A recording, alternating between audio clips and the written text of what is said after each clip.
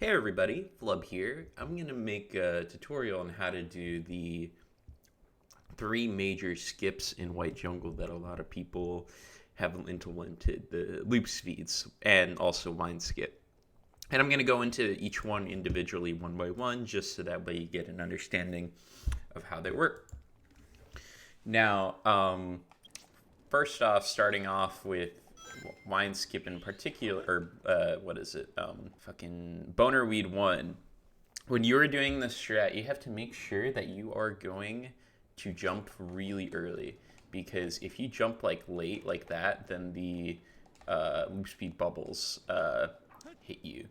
And the loop speed bubbles actually start right around where that dash pad is. So you have to go like a little bit before it. And then you won't get loop speed there. And it's kind of, think of this as like inverted Green Forest wall run. Except, obviously, you're on the left, right? So you have to, it's the same idea. And you obviously, the whole point of it being called boner weed is the reason that you align with that plant specifically, right? So this is pretty straightforward. You could save state this a lot and practice your speed with it. It's one of those things that saves like only a second, and you have to be pretty quick with it. Kind of in a similar way to Hex Skip. Think of Hex Skip in Pyramid Cave. So with this, you have to also make sure that when you homing attack, it has to be right away. Because if you homing attack too late, then you're just going to be sent downwards or go flying like that completely on the other side of the loop, and then it doesn't work. Now on to Boner Weed 2. This one is a little bit different because this one also kind of works in the same way, where you have to obviously like go earlier with your jump to make sure you don't hit the loop speed. But the loop speed properties work here a little bit weird in the sense that like by the time that you reach where you have to go, Shadow kind of readjusts and it just doesn't work sometimes, and it's really weird. So like if I just hold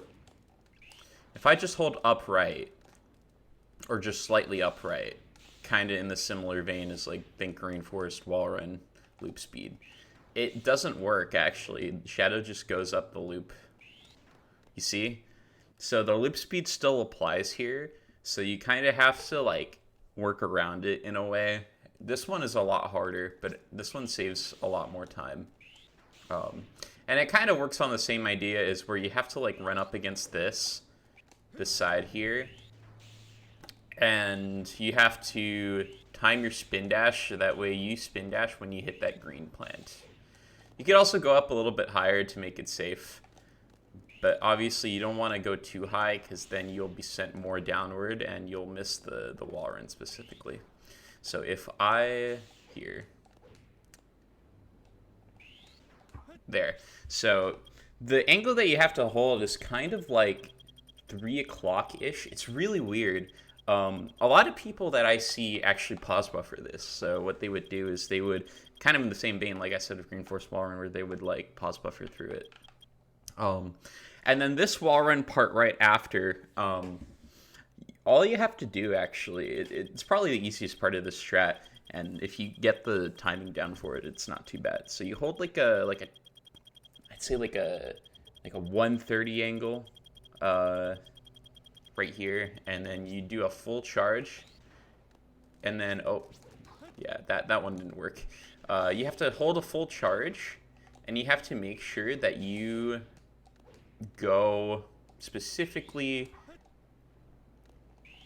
to where you homing attack above everything here, and if you time it right, you can actually land right after the boxes.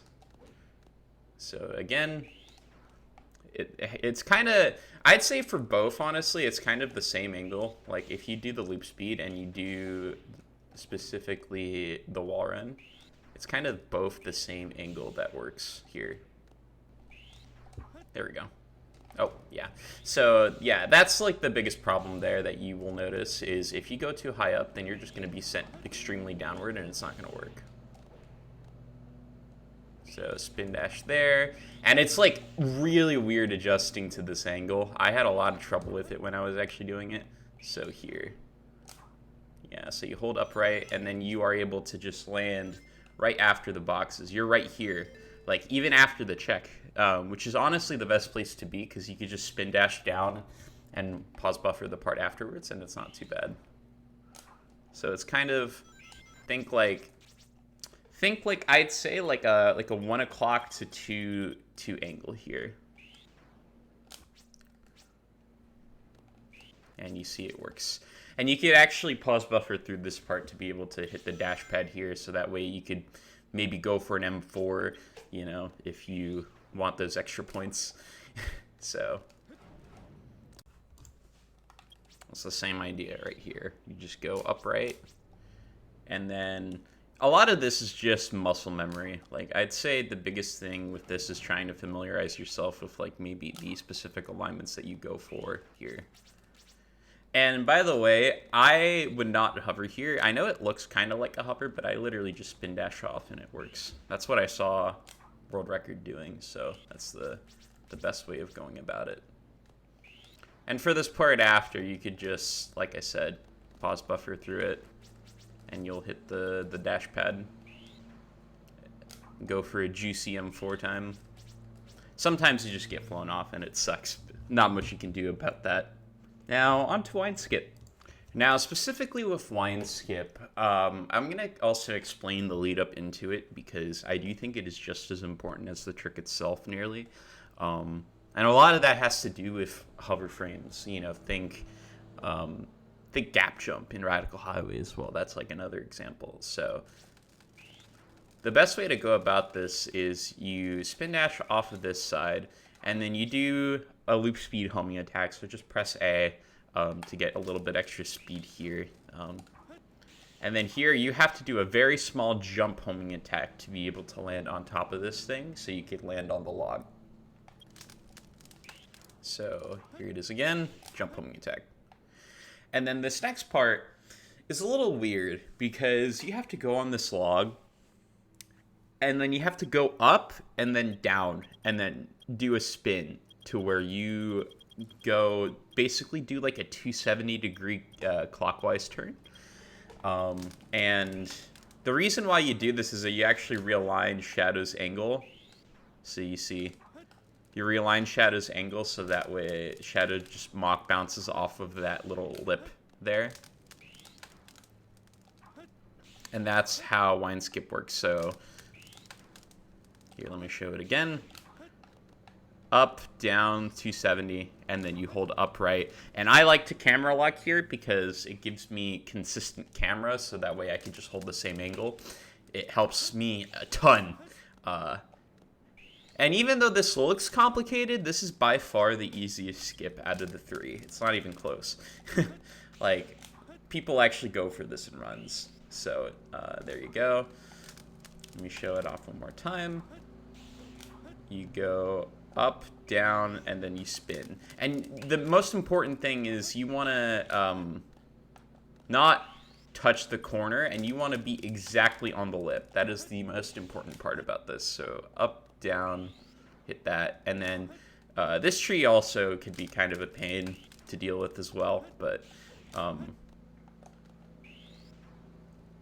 because sometimes that tree can like impact your angle.